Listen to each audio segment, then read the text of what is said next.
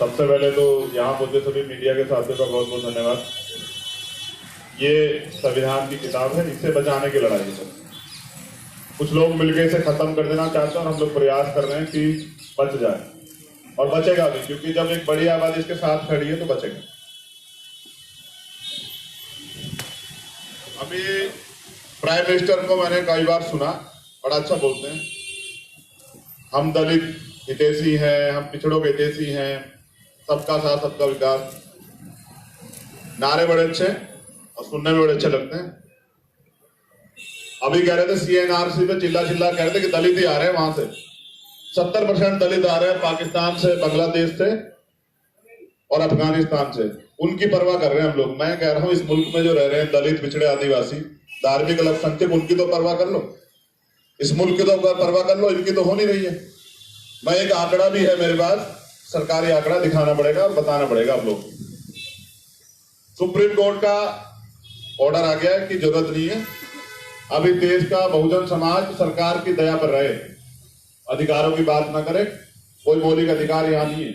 और ऐसे सरकार बोल रहे, दोनों एक जैसी भाषा ना बोले, लोकतंत्र पर शक हो जाएगा। कि मुझे लगता है कि हमने ये संविधान पढ़ा है और भाजपा के लोग शायद मनुस्मृति की तरफ से देख रहे हैं सब चीजें, इसलिए आपको आंकड़े देने पड़ रहे हैं कि क्लास 1 में SC ST का रिजर्वेशन है 23%, और अभी तक जो इतने समय से रिजर्वेशन चल रहा है 5.5% पूरा हुआ है। हम पे आंकड़े हैं, सरकारी आंकड़े, लेकिन माननीय न्यायालय पे आंकड़े नहीं, तो उनके ऑर्डर आ गया हमारी तरफ। क्लास 1 में OBC का 27% रिजर्वेशन है, बैठता तो 52% है, लेकिन सुप्रीम कोर्ट ने तब कहा 92 में कि हमारे पास क्योंकि जनगणना नहीं हुई दोबारा, तो हमें जानकारी नहीं, गाय बिल्ली कुत्तों की हो जाएगी, सब लोगों की हो जाएगी, लेकिन OBC की नहीं होगी जनगणना। अगर होगी तो देश विरोधी काम है ये, ऐसा सरकार कहती है। तो उनका 27% रिजर्वेशन बैठता, 4.5% अब तक पूरा हुआ।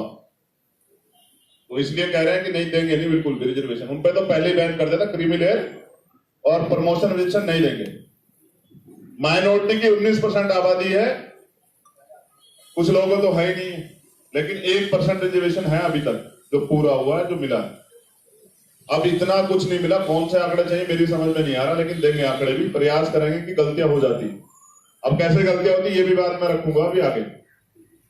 सबसे पहले तो मेरी दरखास्त रहे कि हमारे बहुत जिम्मेदार MP MLA हैं सभी गवर्नमेंट में, पूरे देश के अंदर।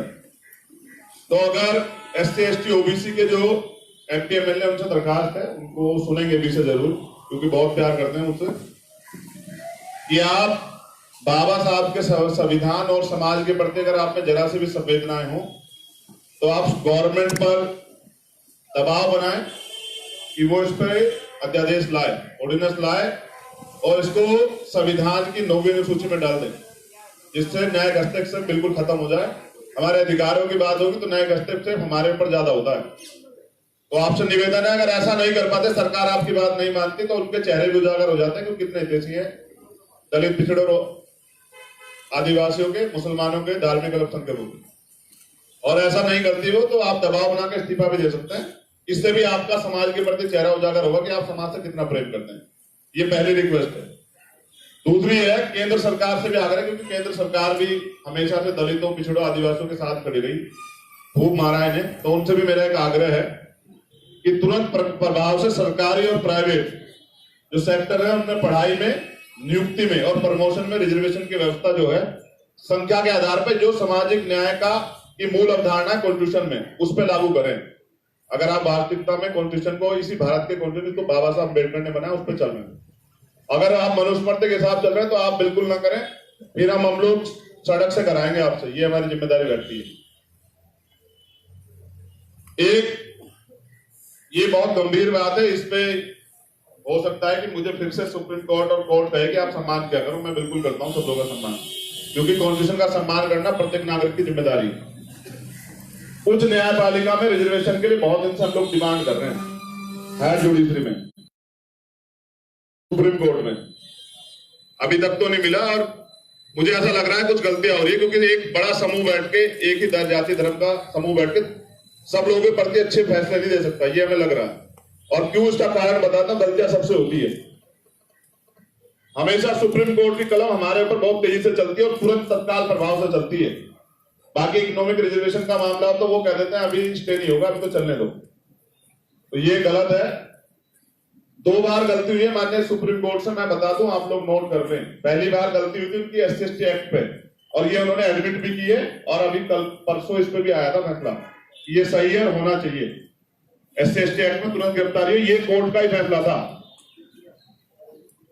तो फिर वो बदला भी गया, लेकिन उसमें हमारा कितना नुकसान हुआ ये बताना जरूरी है। 2 अप्रैल को हम लोग सड़कों पर आए थे, 14 से 15 लोगों की जान गई, इतने हमारे लोगों ने शहीदगी दी, और हजारों लोग मुकदमे झेल रहे हैं अभी भी पूरे देश के अंदर। इतना नुकसान होने के बाद सुप्रीम कोर्ट को पता लगा कि उनसे गलती होगी, और ऐसा ही उनका फैसला आया था रविदास मंदिर पर। संत श्रोमणी सदगुरु रविदास जी का मंदिर तुगलकाबाद में, उस पर फैसला आया था, बाद में उन्हीं का ऑर्डर आया और जगह भी दे रहे, सरकार से कह रहे हैं कि 2। तो गलतियां हो जाती है, हम मानते हैं गलतियां हो गई है। अब पता नहीं क्या हो रहा है कि 9 जज की बैच का फैसला 2 जज की जो बैच है वो बदल दे रही है, ये नहीं होना चाहिए। तो हमारी आस्था जो है, हमारा विश्वास सुप्रीम कोर्ट में बना है और बना रहेगा। उम्मीद है कि वो अपनी गलतियां सुधारे, थोड़ा सा देख लें, चेक कर लें कहां गलती हो रही है। तो ये 2 गलतियां, ये भी गलती है। 16(4)A में प्रावधान है प्रमोशन ऑफ रिजर्वेशन का, आंकड़े मैंने आपको दे दिए हैं। ये होना चाहिए, मिलना चाहिए। हम IAS PCS तो बन जाते हैं हमारे लोग रिजर्वेशन के दम पे, लेकिन वो कभी DIG DGP नहीं बन पाते हैं, DIG नहीं बन पाते, प्रमोशन नहीं मिलेगा। और ऐसा सैकड़ों ऐसे मामले CR में जो रेड कलम चलती है। हम चाहते हैं सब लोगों को बराबर के अधिकार मिले और ऐसी छेड़खानी ना हो, तो माननीय न्यायालय भी इस पे गौर करे। और बाकी तैयारी हमारी है कि 16 तारीख को हम लोग मार्च करेंगे जंतर मंतर से पार्लियामेंट तक, मंडी हाउस से पार्लियामेंट, 16 तारीख को। समय 1 बजे से स्टार्ट करेंगे, 12 से 1 के बीच में स्टार्ट करेंगे, ये है। और दूसरा 23 तारीख को हम लोग भारत बंद बुला रहे हैं। सब लोगों से उम्मीद करेंगे कि जो भी पूरे देश में SC/ST OBC के नेता हैं, उनके जो संगठन है, उन सब लोगों से उम्मीद करेंगे वो समर्थन करें। 23 तारीख को हमारा भारत बंद रहेगा। अगर उससे पहले सरकार इस पर अध्यादेश नहीं लाती है और इसको 9वीं अनुसूची में नहीं डालती है, तो 23 तारीख को हमारा भारत बंद रहेगा। और क्योंकि ये समाज का मामला है, पूरे बहुजन समाज का, हमारे अधिकारों की बात है, कॉन्स्टिट्यूशन की हत्या की बात है, तो हम सभी नेताओं से, सभी संगठनों से अपील करेंगे, SC/ST OBC माइनॉरिटी के जो नेता संगठन है, कि वो इसका समर्थन करें। तो 23 तारीख को हमारा बंद है और 16 तारीख को हमारा मार्च है मंडी हाउस से और पार्लियामेंट तक। और हम चाहेंगे कि अगर सरकार जन भावना भी सुने, सुप्रीम कोर्ट भी, कि ये हमारा राइट्स है, इस देश में बड़ा भेदभाव हो रहा है, इसे हम एक्सेप्ट नहीं करेंगे। हम अपने लोगों के अधिकारों को लड़ेंगे। हमारे अधिकारी कर्मचारी त्रस्त हैं, सारी सरकारें इनका शोषण कर रही है, उनको अकेला नहीं छोड़ सकते हैं। और ये हमारी आने वाली पीढ़ियों का सवाल है। और जिस तरह का डिस्क्रिमिनेशन यहाँ है, आप सब लोग जानते हैं, मुझे बार बार चिल्लाना नहीं पड़ेगा, क्योंकि मुझे लग रहा है चिल्लाना गलत है, फिर हमें सड़क पर आकर आंदोलन करने पड़ेगा। इसकी डेट मैंने आपको बता दी। बहुत बहुत धन्यवाद।